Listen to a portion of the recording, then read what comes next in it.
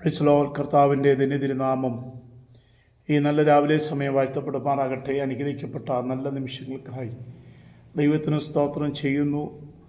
എല്ലാവർക്കും പ്രഭാതവന്ദനം അറിയിക്കുന്നു. ഒരിക്കലൂടെ പ്രിയ ശ്രോതാക്കളോടൊപ്പം അല്പസമയം ദൈവവചനം പങ്കുവെക്കുവാൻ ലഭിച്ച നല്ല അവസരത്തിനായി ദൈവത്തെ സ്തുതിക്കുകയാണ്. ഒരു ചെറിയ സന്ദേശം ഈ രാവിലെ സമയം പങ്കുവെക്കട്ടെ. എന്താണ് വീണ്ടും ജനനം?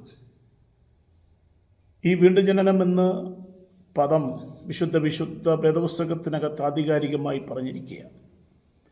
എന്നാൽ ഇതിനെക്കുറിച്ച് മനസ്സിലാക്കിയവർക്കല്ലാതെ ക്രൈസ്തവ സമൂഹത്തിലും പലർക്കും ഇതിനെക്കുറിച്ച് അറിയത്തില്ല. യേശുവിനെ രക്ഷകനായി സ്വീകരിച്ച് നിത്യരക്ഷയ്ക്ക് ഓഹരിക്കാരായി ദൈവകൽപ്പന അനുസരിച്ച് ജീവിക്കുന്ന ഒരു ദൈവപൈതലിന് വീണ്ടും ജനനം എന്ന് പറഞ്ഞാൽ മനസ്സിലാകും. എന്നാൽ പ്രിയപ്പെട്ടവരെ, ഞാൻ നിങ്ങളോട് പറയുന്നത്, എന്താണ് വീണ്ടും ജനനം? വിശുദ്ധ വേദപുസ്തകം പഠിക്കുമ്പോൾ 3 തരത്തിൽ ഇതിനെ നമുക്ക് ചിന്തിച്ച് പഠിക്കുവാൻ കഴിയും. 1, വീണ്ടും ജനനം. 2, പുതിയ ജനനം. 3, ദൈവത്തിൽ നിന്നുള്ള ജനനം. നമുക്കറിയാം, നമ്മളൊക്കെ ജനിച്ചവരാണ്. നല്ലൊരു കുടുംബത്തിൽ നല്ല മാതാപിതാക്കൾക്ക് നമ്മൾ ജനിച്ചു. ദൈവം നമ്മെ ജനിപ്പിച്ചു. ദൈവം നമുക്ക് അവസരം നൽകി ഭൂമിയിൽ ജനിച്ചു വീഴാനും ജീവിക്കാനും ഒക്കെയുള്ള അവസരങ്ങൾ ദൈവം നമുക്കൊരുക്കിത്തുന്നു.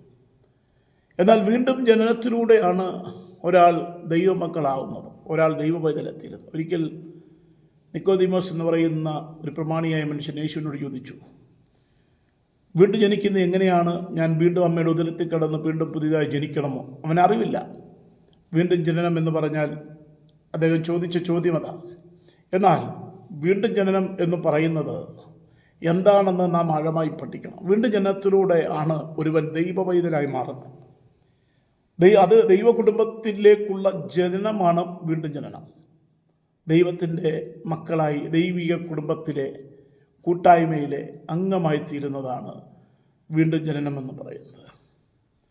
ഞാൻ പറഞ്ഞല്ലോ, അമ്മയുടെ ഉദരത്തിൽ നിന്നും ഭൂമിയിലേക്കുള്ള പ്രവേശനമാണ് ഭൗമിക ജനനമെങ്കിൽ, ഭൗമിക ജനനം നിമിത്തം നാം ഭൂമിയുടെ ഒരു അംഗമായി, ഭൂമിയുടെ ഒരു അംഗമായി, ഒരു പൗരനായി. വീണ്ടും ജനനം നമ്മെ സ്വർഗത്തിൻ്റെ അംഗമാക്കും.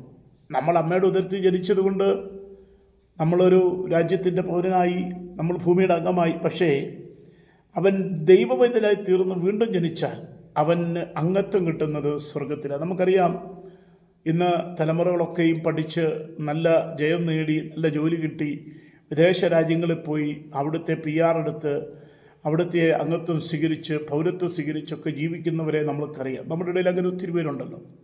എന്നാൽ ഇവിടെ കിട്ടുന്നത് വീണ്ടും ജനനം എന്ന് പറയുന്നത് ഏതെങ്കിലും രാജ്യത്തിൻ്റെ അംഗത്വം സ്വീകരിക്കാനല്ല, പൗരത്വം സ്വീകരിക്കാനല്ല.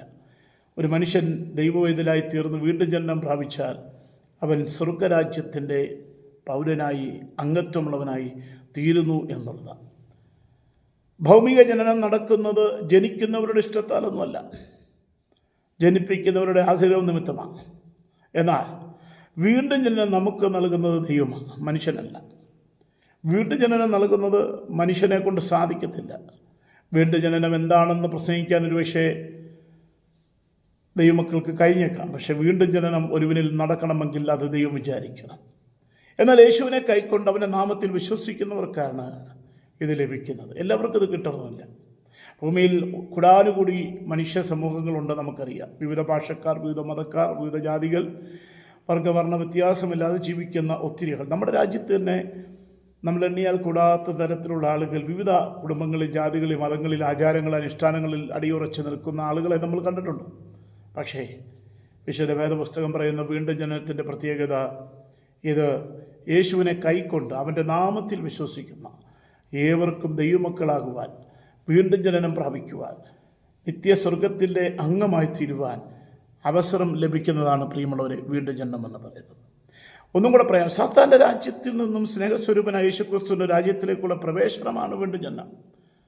നമ്മെ ഭരിക്കുന്ന അന്ധകാര ശക്തിയായ പൈശാചികൻ്റെ കരങ്ങളിൽ നിന്നും, പൈശാചികൻ നമ്മുടെ ജീവിതത്തെ കടന്നു പിടിച്ചുകൊണ്ട് പാപഭംഗിലമായ ജീവിതം നയിക്കുവാൻ പ്രേരിപ്പിച്ച് ലോകപ്രകാരം ജീവിച്ച് നമ്മുടെ ജീവിതത്തെ ഇരുട്ടാക്കി കളയുമ്പോൾ അതിനകത്തുനിന്ന് സാത്താനെ കൊള്ളയടിച്ച് സാത്താൻ്റെ കരങ്ങളിൽ നമ്മെ വിടുവിച്ചെടുത്ത് നിത്യരാജ്യത്തിന് അവകാശികളാക്കി തീർക്കുന്ന യേശുക്രിസ്തുവിൻ്റെ സ്നേഹത്തിലേക്ക് നമ്മെ കൈപിടിച്ച് നടത്തുന്ന ഒന്നാണ് വീണ്ടും ജനനമെന്ന് പറയുന്നത്.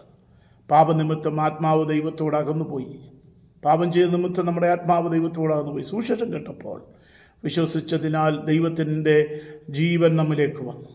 അതാണ് ആത്മീയ ജനനം. ആത്മീയ ജനനം ദൈവത്തിൽ നിന്നുള്ള ജനനമാണ് വീണ്ടും ജനനം. ഒരുവൻ ക്രിസ്തുവിലാകുന്നതാണ് വീണ്ടും ജനനം.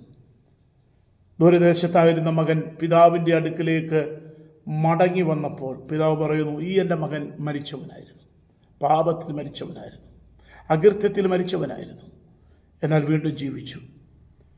ആ പിതാവിനെ സംബന്ധിച്ചിടത്തോളം ഇവൻ മരിച്ചു, എന്നാൽ ശാരീരിക മരണമല്ല അവിടെ ഉദ്ദേശിക്കുന്നത്. അവൻ പാപത്തിൽ മരിച്ചവനായിരുന്നു, പക്ഷേ അവൻ വീണ്ടും തിരിച്ചു വന്നിരിക്കുന്നത് ജീവനുള്ളവനായിട്ട്, വീണ്ടും ജീവിച്ചിരിക്കുന്നു. പാപനിമിത്തം ദൂരത്തായിരുന്ന മനുഷ്യ സമൂഹത്തെ സ്വർഗസ്ഥനായ പിതാവിൻ്റെ ഭവനത്തിലേക്ക് പ്രവേശിക്കുന്ന ഒന്നാണ് ഈ വീണ്ടും ജനനം എന്ന് പറയും. അതുകൊണ്ട് പ്രിയ സുഹൃത്തുക്കളെ, വീണ്ടും ജനനം എന്ന പ്രക്രിയയിലൂടെ യേശുക്രിസ്തുവിനെ രക്ഷകനായി സ്വീകരിച്ചുകൊണ്ട് രക്ഷകനും കർത്താവുമെന്ന് ഏതരങ്ങൾ കൊണ്ട് ഏറ്റുപറഞ്ഞ് നിത്യതയ്ക്ക് അവകാശികളെ തീരുവാൻ സർവശക്തനായ ദൈവം നമ്മെ സഹായിക്കട്ടെന്ന് പ്രാർത്ഥിച്ചുകൊണ്ട് ഞാൻ എൻ്റെ വാക്കുകളെ ചുരുക്കുന്നു. കർത്താവ് നമ്മെ അനുഗ്രഹിക്കുമാറാകട്ടെ.